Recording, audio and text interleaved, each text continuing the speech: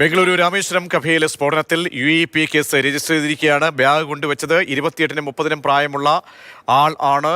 Coupon എടുത്ത് റവ idli order ചെയ്ത പ്രതി ഭക്ഷണം കഴിച്ചില്ല എന്നാണ് മനസ്സിലാക്കുന്നത്. നമുക്ക് ആ സ്ഫോടനത്തിന്റെ ദൃശ്യങ്ങൾ സഹിതമൊന്ന് കാണാം.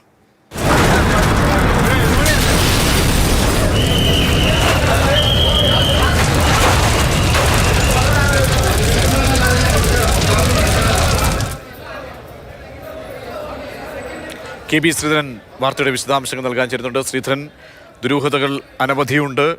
UAP കേസ് എടുക്കുമ്പോൾ ദേശീയ ഏജൻസിയൊക്കെ ഈ കേസിൽ ഇടപെട്ടുകൊണ്ടൊരു അന്വേഷണത്തിലേക്കൊക്കെ പോവുകയാണോ? എന്തൊക്കെ തെളിവുകളാണ് ഇപ്പോൾ ലഭിച്ചിരിക്കുന്നത്?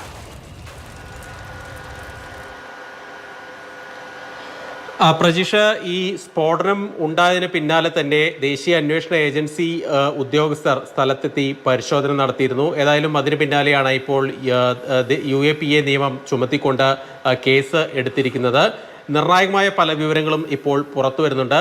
ഈ പ്രതിയെക്കുറിച്ച് ഏകദേശ വിവരങ്ങൾ ഇപ്പോൾ പോലീസിന് ലഭിച്ചിട്ടുണ്ട്. 28-നും 30 വയസ്സിനും പ്രായത്തിന് ഇടയിലുള്ള ആളാണ് ഈ പ്രതിയെന്ന് പോലീസ് തിരിച്ചറിഞ്ഞിരിക്കുന്നു. ഇതുകൂടാതെ BMTC ബസ്, അതായത് ബംഗളൂരിലെ സിറ്റി സർവീസ് ബസ്സിൽ നിന്ന് ഇയാൾ ഇറങ്ങുന്നതും തുടർന്ന് നടക്കുന്നതും ആയിട്ടുള്ള ദൃശ്യങ്ങൾ ലഭിച്ചിട്ടുണ്ട്. ഈ ദൃശ്യങ്ങളിലുള്ള ആൾ തന്നെയാണ്, ഏകദേശം അതേ വസ്ത്രം ധരിച്ച് അതേ പ്രായത്തിലുള്ള ആളാണ് രാമേശ്വരം കഫേയിൽ സ്ഫോടനമുണ്ടായിട്ടുള്ള ഹോട്ടലിൽ കണ്ട ആൾ. അതുകൊണ്ട് തന്നെ ഇയാളുടെ മുഖം കൃത്യമായിട്ട് വ്യക്തമായിട്ടുണ്ട്.